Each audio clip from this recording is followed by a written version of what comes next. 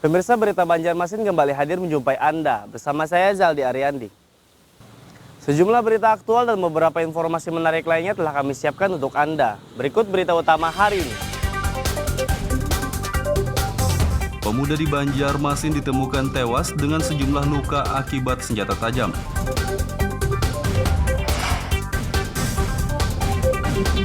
Pasangan suami istri penjual nasi kuning di Kota Baru kecewa gagal berangkat haji.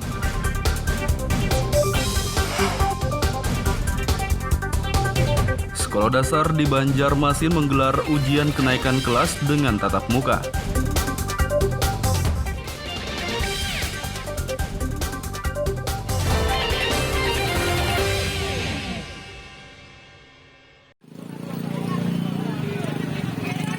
Seorang pemuda ditemukan tewas dengan sejumlah luka akibat senjata tajam di pinggir Jalan Veteran Banjarmasin Timur pada Sabtu malam lalu.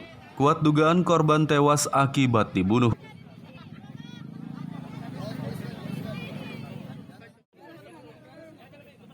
Polisi langsung melakukan identifikasi terhadap jasad pemuda berinisial MR yang ditemukan tewas di pinggir jalan kawasan Veteran Banjarmasin Timur pada Sabtu malam lalu. Polisi mendapati sejumlah luka tusukan dan sabetan akibat senjata tajam pada jasad pemuda berusia 25 tahun itu. Salah satu warga Rici mengaku sempat mendengar suara perkelahian, namun saat didatangi kondisi korban kritis dan akhirnya tewas di lokasi. Aku pengen sedih lagi kan. Oh, oke. Banget hari ini nah. Tapi pinandu tadi orangnya. Karena tahu orangnya pas sudah datang tuh, sudah kan lagi dah. Orangnya ada lagi dah yang manjat tuh tahu lagi dah. Si Timur teh hinggap aginya. Si hari itulah. Itu yang tahu tuh sebarang itu nah. Sebarang kan tahu dari nang Ini sudah kejadian sudah ibarat sudah apa namanya sudah terbantai orangnya. Kayak berkumpul ke sana, tulakan dan kisah. Kisah. Tahu kisahnya. Mbak Ato? Jadi pas Bian melihat korban sudah tergeletak dan hingal-hingal itu kayak apa lagi bang Bian bang?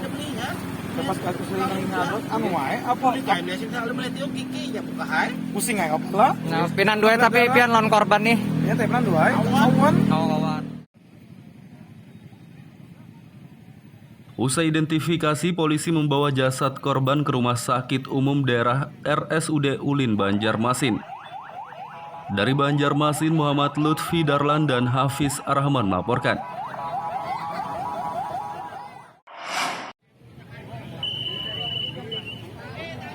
Polisi masih memburu pelaku pembunuhan terhadap pemuda berinisial MR yang ditemukan tewas di kawasan Jalan Veteran Banjarmasin Timur pada Sabtu malam lalu. Kasat Reskrim Polresta Banjarmasin Kompol Alfiantri Permadi saat ditemui Senin sore kemarin mengatakan, pihaknya telah mengidentifikasi jasad korban berinisial MR yang tewas dibunuh pada Sabtu malam lalu. Menurutnya korban dibunuh menggunakan senjata tajam jenis pisau karena terdapat sejumlah luka tusukan di tubuh korban. Ia juga menyatakan identitas pelaku pembunuhan telah dikantongi dan pihaknya masih memburu pelaku. Di sini kita sudah mengidentifikasi di TKP, ya dugaan pelaku kita kantongi, dugaan di sini atas nama identitasnya R. Saat ini pelaku dalam pengejaran oleh tim gabungan dari sini dari Resmob Polda Kalimantan Selatan, dibantu Macan Kalsel, di backup oleh Satreskrim Polresta Banjarmasin dan Polsek Banjarmasin Timur selaku yang memegang perkara tersebut. Jadi indikasi saat ini pelaku sedang melarikan diri ke suatu tempat dan saat ini sedang dilakukan pengejaran oleh tim. Pelaku diperkirakan hanya satu orang dan motif pembunuhan diduga akibat cekcok saat mabuk. Dari Banjarmasin, Muhammad Lutfi Darlan dan Hafiz Arahman melaporkan.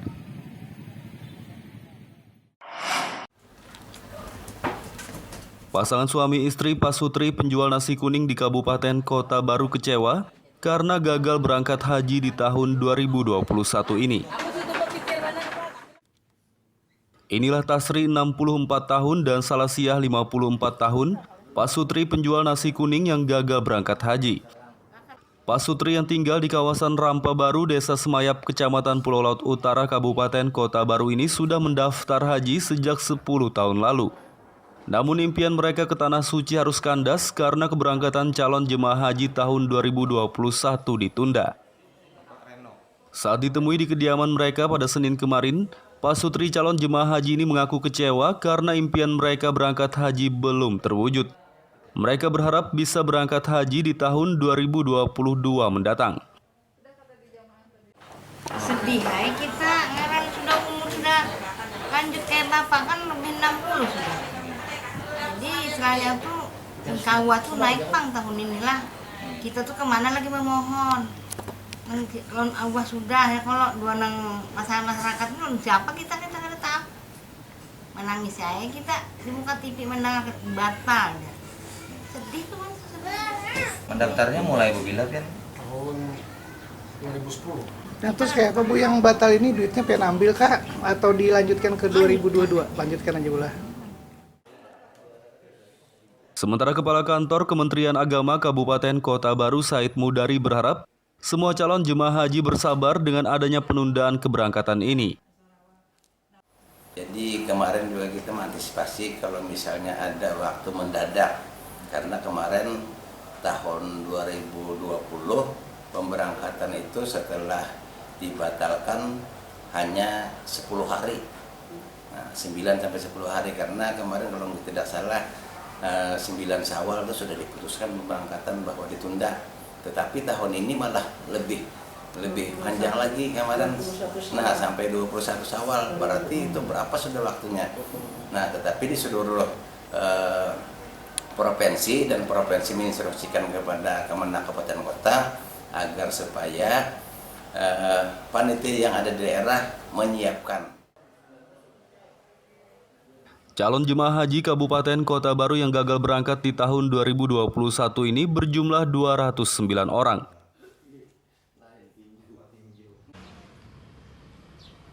Dari Kabupaten Kota Baru, Muhammad Lutfi Darlan dan Fauzi Rahman melaporkan.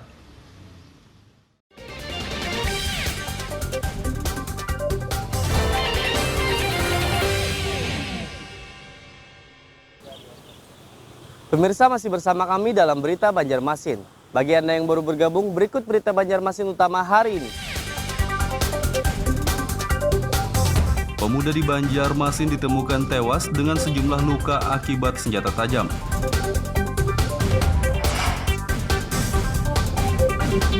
Pasangan suami istri penjual nasi kuning di Kota Baru kecewa gagal berangkat haji.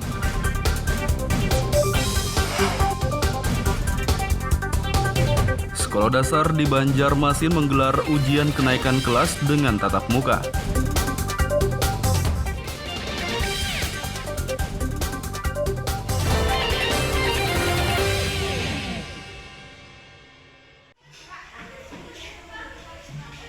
Sekolah dasar SD di Banjarmasin Senin pagi menggelar ujian kenaikan kelas UKK tatap muka dengan penerapan protokol kesehatan prokes ketat.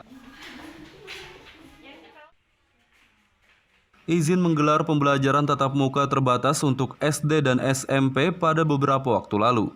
Sehingga ujian kenaikan kelas UKK tingkat SD pun boleh digelar tatap muka, namun harus menerapkan protokol kesehatan ketat. Seperti di SD Negeri 6 Kuin Utara Banjarmasin, sebelum UKK tatap muka dimulai, para siswa diwajibkan memakai masker, mencuci tangan, dan menjaga jarak. Apa aja yang dilakukan hari ini? Yang dilakukan hari ini sebelum anak-anak memasuki ruangan, sudah ada penjaga di depan pintu gerbang untuk mengecek suhu tubuh. Kemudian sebelum masuk ruangan, anak-anak diwajibkan untuk mencuci tangan terlebih dahulu dan masker yang harus dibawa dari rumah. Ini kelas berapa aja yang turun, Bu? Kelas 4 sampai kelas 5. Kelas 4 sampai 5 lah. Dari 1, 2, 3-nya tuh? Untuk 1, 2, dan 3 masih dilakukan pembelajaran jarak jauh. Ini tetap apa ujian kah atau gimana, Bu? UKK, ulangan kenaikan kelas. Sekolah yang menggelar UKK tatap muka, jumlah siswa untuk satu ruang kelasnya hanya boleh diisi 50% dari kapasitas. Dan tempat duduk pun harus berjarak lebih dari 1 meter.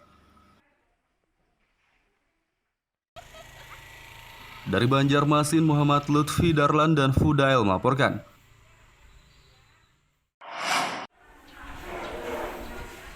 Agar pembelajaran tatap muka PTM terbatas berjalan lancar dan aman, sekolah membentuk tim Satgas COVID-19.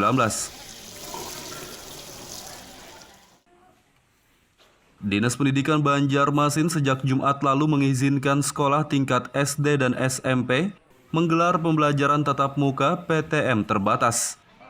Agar PTM terbatas berjalan lancar dan aman, sekolah yang melaksanakannya diwajibkan menerapkan protokol kesehatan ketat dan disarankan membentuk tim Satgas COVID-19. Salah satu sekolah yang membentuk tim Satgas COVID-19 yakni SMP Negeri 15 Banjarmasin di kawasan Kuin Utara. Tim Satgas yang dibentuk oleh sekolah ini bertugas mengawasi kedisiplinan siswa dalam menerapkan protokol kesehatan. Menyiapkan di pintu gerbang kan itu ada 2 petugasnya untuk periksa suhu badan termogan. Apabila anak itu ditemukan suhu tubuhnya 30 derajat Celcius, itu kami minta anak untuk kembali ke rumah saja. Nah, setelah masuk termogan, di pintu gerbang kami jaga lagi anak-anak untuk mencuci tangan. Setelah mencuci tangan, dalam kelas mereka tentu kami sudah siapkan sanitizer. Untuk itu kami minta kepada ada tim gugusnya, tim gugus COVID 15 yang dibentuk oleh kepala sekolah dan sudah melalui ADSK-nya. Nah ini kami terus berjalan masuk ke kelas, artinya untuk menegur anak-anak agar tetap menggunakan masker. Karena seperti ketahui ada beberapa anak yang tidak disiplin kayaknya, bukannya ke dagunya, karena itu tugas tim gugus COVID yang keliling jalan menuju kelas-kelas masing-masing. Dengan adanya tim Satgas COVID-19 yang dibentuk oleh sekolah, pelaksanaan PTM terbatas diharapkan berjalan lancar dan aman. Dari Banjarmasin, Muhammad Lutfi Darlan dan Fudail melaporkan.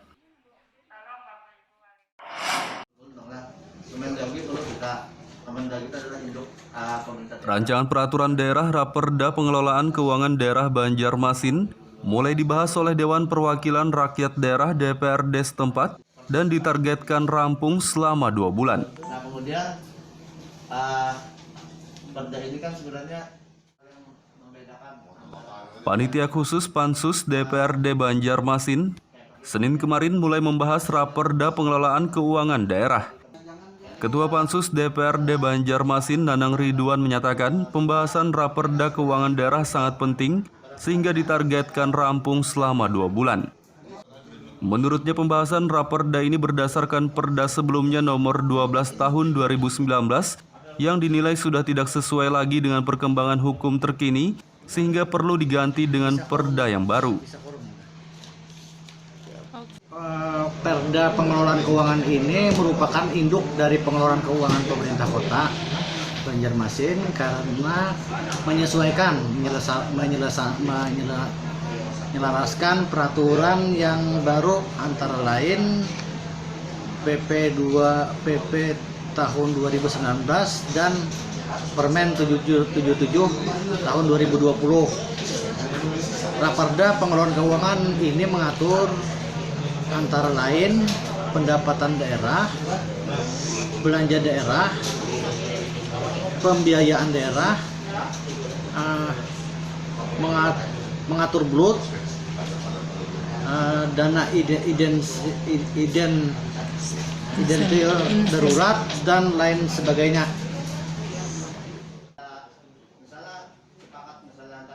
Diharapkan dengan Perda Pengelolaan Keuangan Daerah yang baru nanti bisa meningkatkan pendapatan asli daerah. Dari Banjarmasin, Muhammad Lutfi Darlan dan Zuhanda Adriani melaporkan.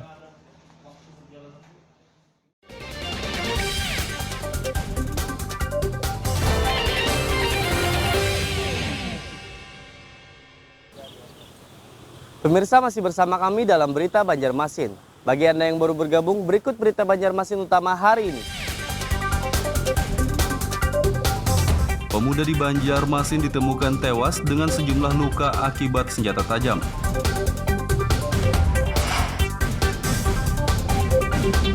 Pasangan suami istri penjual nasi kuning di Kota Baru kecewa gagal berangkat haji.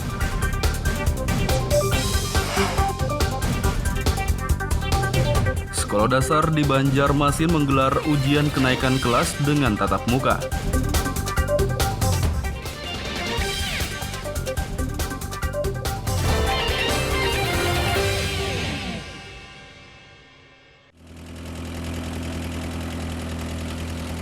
Kabupaten Barito Kuala Batola kini memiliki objek wisata baru, yakni Pasar Ikan Terapung. Pasar tersebut berlokasi di kawasan muara Sungai Anjir, tepatnya di dekat kawasan stasiun riset Bekantan di Pulau Curiak. Inilah Pasar Ikan Terapung, objek wisata baru di kawasan muara Sungai Anjir, Kabupaten Batola. Di pasar ini, para nelayan dari sejumlah desa di Kecamatan Anjir Muara berkumpul untuk menjajakan berbagai jenis ikan hasil tangkapan. Pasar Ikan Terapung yang berada di antara desa wisata taman buah lokal dengan stasiun riset Bekantan Pulau Curiak ini dijadikan tempat wisata baru oleh pemerintah setempat pada beberapa waktu lalu. Adapun ikan yang dijual oleh para nelayan di pasar ini diantaranya ikan pipih, udang, seluang, dan lainnya. Ikan-ikan segar tersebut merupakan hasil tangkapan para nelayan menggunakan perangkap ikan dan memancing. Salah satu nelayan mengatakan pasar ikan terapung ini sudah dikenal warga sejak dulu dan pembeli ramai berdatangan setiap harinya. Kami mencarinya sudah lawas bang, cuma jualnya kan ada yang monokarinya tuh nah. Dari mana biasanya yang monokarinya? Dari Alalaksana orangnya, dari Bulandian ada jual monokarinya. Jadi posisi pasar ini di muara sungai apa itu? Di muara Anjir situ nah. Muara sungai Anjir lah. Di depan itu. Kadang-kadang mulainya bisa jual di muka sini nah. Ramai aja lah biasanya lah jualannya lah. Ya cukupan lah. Ketua Sahabat Bekantan Indonesia SBI Amelia Reski mengatakan, kegiatan jual beli ikan di Pasar Terapung ini sudah menjadi kearifan lokal bagi masyarakat sekitar.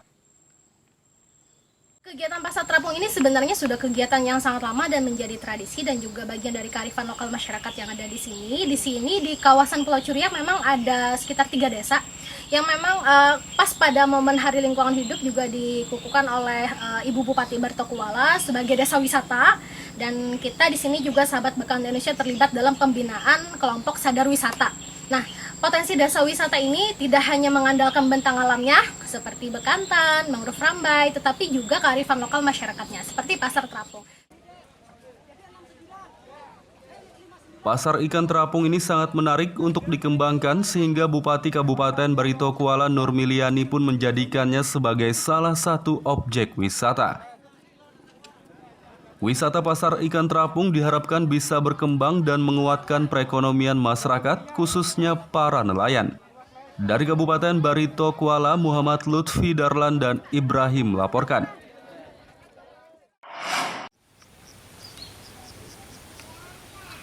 Seorang warga lanjut usia lansia di Desa Jelapat Baru, Kecamatan Tamban, Kabupaten Barito Kuala Batola, mengembangkan usaha budidaya ikan gabus selama puluhan tahun. Inilah Ijai Sinso, warga lansia Desa Jelapat Baru, Kecamatan Tamban, Kabupaten Batola, yang menggeluti usaha budidaya ikan gabus selama puluhan tahun. Pria berumur 65 tahun ini terbilang cukup berhasil dalam membudidayakan ikan gabus, sehingga penghasilannya lebih dari cukup untuk memenuhi keperluan sehari-hari keluarganya. Awalnya ia hanya memiliki 16 kolam ikan gabus di lahan kosong seluas 7.650 meter persegi di belakang rumahnya. Kini ia telah mengembangkan usaha budidaya ikan gabus tersebut hingga menjadi 62 kolam. Selain budidaya ikan gabus, Ijai juga memanfaatkan sisi kolam untuk ditanami pohon pisang. Dari penjualan buah pisang, ia bisa memperoleh 35 hingga 100 ribu rupiah untuk satu tandannya.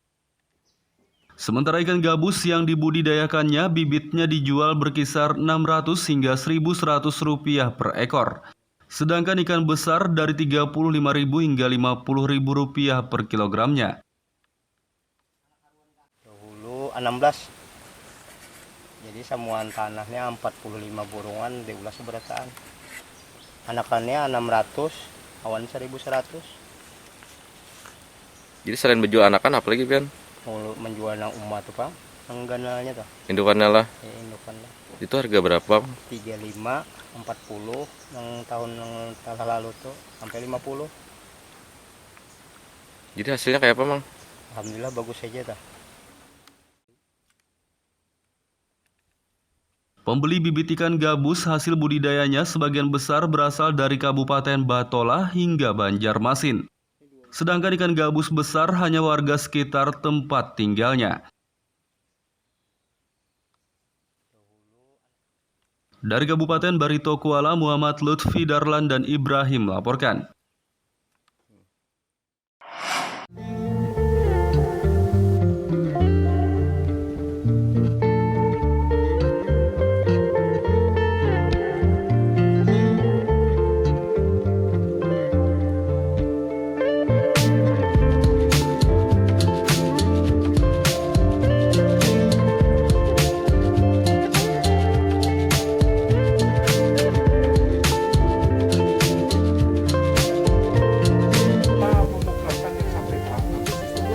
Nah, Indonesia punya sosok yang hebat nih. Ada seorang kepala desa bernama Nurmanto dari Desa Karya Maju, Kecamatan Marabahan, yang berhasil membudidayakan tanaman anggur. Atas keberhasilannya membudidayakan tanaman yang sulit tumbuh di daerahnya tersebut, kini desanya akan dijadikan program agrowisata buah.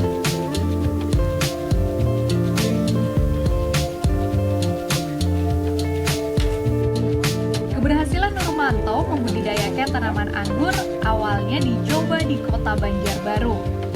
Setelah ditanam selama kurang lebih setengah bulan, tanaman anggur yang ditanamnya tersebut sudah mulai berbuah loh.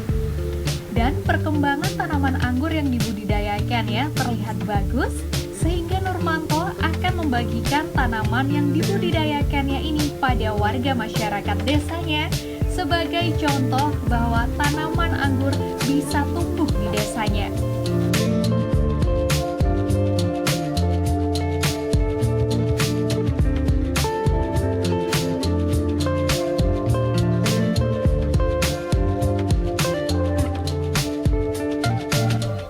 Untuk membasmi hama, Nurmanto tidak menggunakan bahan kimia.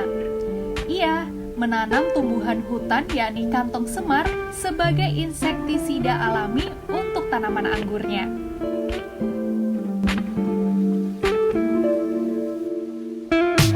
Karena telah berhasil membudidayakan tanaman anggur ini, maka selanjutnya pembudidayaan tanaman anggur akan dianggarkan dengan dana desa untuk dijadikan program agrowisata buah di desanya.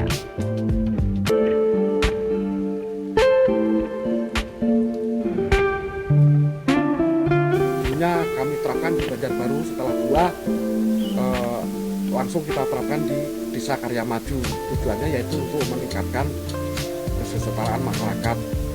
Nah, dengan itu alhamdulillah ada program yang namanya agrowisata. Kebetulan sekali akhirnya masuklah di situ. Kami tahun 2020 itu sudah menyantangkan 1 hektar itu adalah kebun anggur, baik itu jenis dari Opena, Belgia, dan macam-macam. Nah di situ itu nanti untuk petik anggur bersama, khususnya kita buka untuk umum di desa kami. Namun kami juga akan menerobos untuk pembuatan, karena kemarin kami studi banding di Jogja, jadi di sana ada kampung anggur.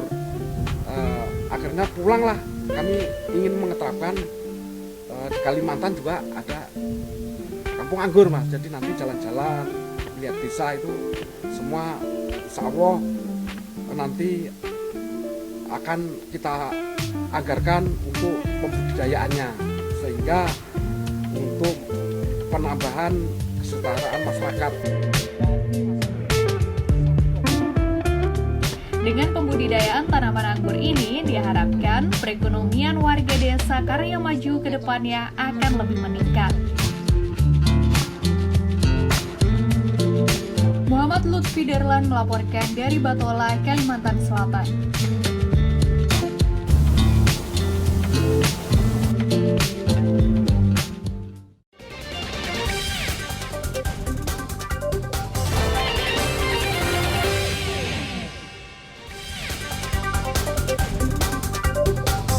Pemuda di Banjarmasin ditemukan tewas dengan sejumlah luka akibat senjata tajam.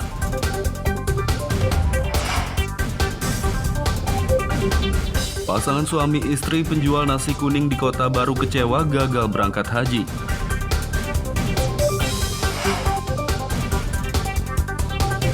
Sekolah dasar di Banjarmasin menggelar ujian kenaikan kelas dengan tatap muka.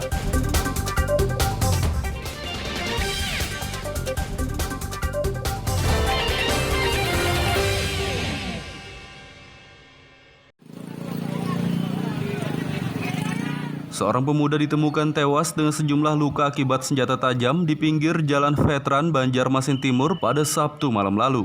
Kuat dugaan korban tewas akibat dibunuh.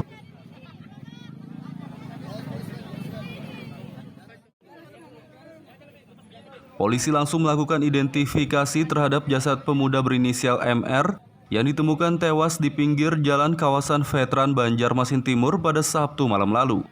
Polisi mendapati sejumlah luka tusukan dan sabetan akibat senjata tajam pada jasad pemuda berusia 25 tahun itu.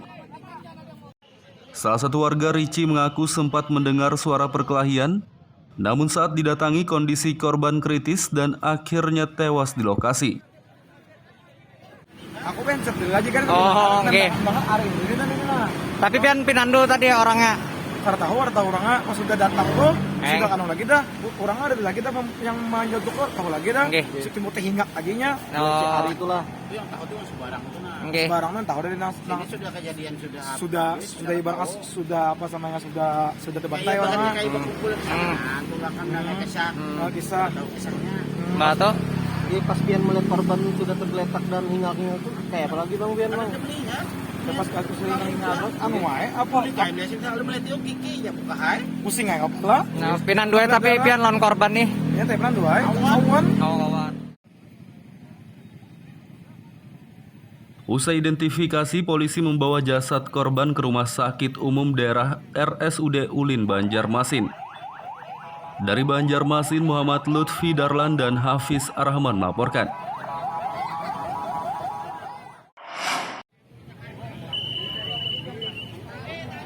Polisi masih memburu pelaku pembunuhan terhadap pemuda berinisial MR yang ditemukan tewas di kawasan Jalan Veteran Banjarmasin Timur pada Sabtu malam lalu. Kasat Reskrim Polresta Banjarmasin Kompol Alfiantri Permadi saat ditemui Senin sore kemarin mengatakan pihaknya telah mengidentifikasi jasad korban berinisial MR yang tewas dibunuh pada Sabtu malam lalu. Menurutnya korban dibunuh menggunakan senjata tajam jenis pisau karena terdapat sejumlah luka tusukan di tubuh korban. Ia juga menyatakan identitas pelaku pembunuhan telah dikantongi dan pihaknya masih memburu pelaku. Di sini kita sudah mengidentifikasi di TKP, ya dugaan pelaku kita kantongi, dugaan di sini atas nama identitasnya R. Saat ini pelaku dalam pengejaran oleh tim gabungan dari sini dari Resmob Polda Kalimantan Selatan dibantu Macan Kalsel, di backup oleh Satreskrim Polresta Banjarmasin dan Polsek Banjarmasin Timur selaku yang memegang perkara tersebut. Jadi indikasi saat ini pelaku sedang melarikan diri ke suatu tempat dan saat ini sedang dilakukan pengejaran oleh tim. Pelaku diperkirakan hanya satu orang dan motif pembunuhan diduga akibat cekcok saat mabuk. Dari Banjarmasin, Muhammad Lutfi Darlan dan Hafiz Arahman melaporkan.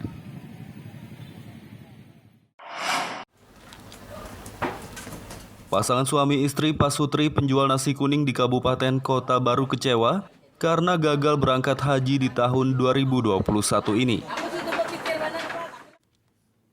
Inilah Tasri 64 tahun dan Salasiah 54 tahun, Pasutri penjual nasi kuning yang gagal berangkat haji. Pasutri yang tinggal di kawasan Rampa Baru, Desa Semayap, Kecamatan Pulau Laut Utara, Kabupaten Kota Baru ini sudah mendaftar haji sejak 10 tahun lalu. Namun impian mereka ke Tanah Suci harus kandas karena keberangkatan calon jemaah haji tahun 2021 ditunda. Saat ditemui di kediaman mereka pada Senin kemarin, Pasutri calon jemaah haji ini mengaku kecewa karena impian mereka berangkat haji belum terwujud. Mereka berharap bisa berangkat haji di tahun 2022 mendatang. Sedih ya kita, ngarang sudah umur sudah lanjut kayak bapak kan lebih 60 sudah. Jadi istilahnya tuh kawa tuh naik pang tahun inilah. Kita tuh kemana lagi memohon. Kalau Allah sudah ya, kalau dua nang masyarakat itu siapa kita nggak tahu. Menangis saya kita di muka TV mendengar batal. Sedih tuh mas. Mendaftarnya mulai Bu Bila kan? Tahun 2010. Nah terus kayak apa Bu yang batal ini duitnya pengen ambil kah atau dilanjutkan ke 2022? Lanjutkan aja Bu lah. Sementara Kepala Kantor Kementerian Agama Kabupaten Kota Baru Said Mudari berharap semua calon jemaah haji bersabar dengan adanya penundaan keberangkatan ini. Jadi kemarin juga kita mengantisipasi kalau misalnya ada waktu mendadak, karena kemarin tahun 2020 pemberangkatan itu setelah dibatalkan hanya 10 hari, nah, 9 sampai 10 hari, karena kemarin kalau tidak salah 9 Syawal itu sudah diputuskan pemberangkatan bahwa ditunda. Tetapi tahun ini malah lebih panjang lagi kemarin. Nah, sampai 21 Syawal, berarti itu berapa sudah waktunya. Nah, tetapi di seluruh provinsi dan provinsi menginstruksikan kepada Kemenak Kabupaten Kota agar supaya panitia yang ada di daerah menyiapkan. Calon jemaah haji Kabupaten Kota Baru yang gagal berangkat di tahun 2021 ini berjumlah 209 orang.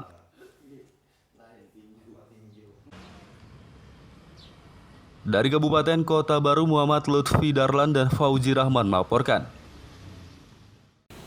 Pemirsa, informasi tadi sekaligus menutup perjumpaan kita kali ini. Saya Zaldi Aryandi beserta redaksi mengucapkan selamat beraktivitas, sampai jumpa.